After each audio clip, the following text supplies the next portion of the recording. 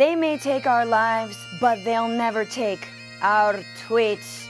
700 years after the Wars of Independence, the fight for a free Scotland could be won through a simple vote.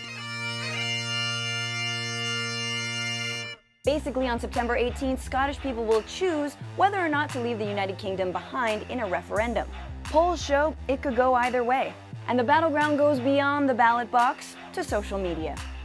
On the one side, you've got the Yes Scotland camp, who are angry with the government in London for using their tax money however it sees fit, tweeting things like, "Governing classes who consider people's lives to exist only in balance sheets deserve to lose the support of those they govern." And the mass movement from No to Yes is being driven by people realizing they have been lied to their whole lives. And a lot of people suspect Kate and Will's baby announcement was a well-timed distraction.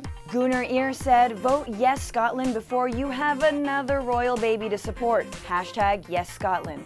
On the other side, the Better Together camp is trending with tweets like, "Everyone in UK understands the romanticism of having a Braveheart nation, but the reality is stark, austere, and irreversible. Hashtag Better Together."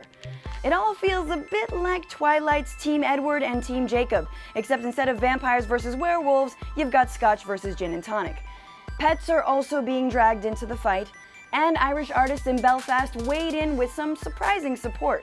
The Better Together campaign does have the backing of British celebs like Harry Potter author J.K. Rowling, who tweeted, "People before flags. Answers not slogans. Reason not ranting. Unity not enmity." Could her position have something to do with Hogwarts being in Scotland? Because there can be no borders in the fight against he who must not be named. So what would an independent Scotland even look like?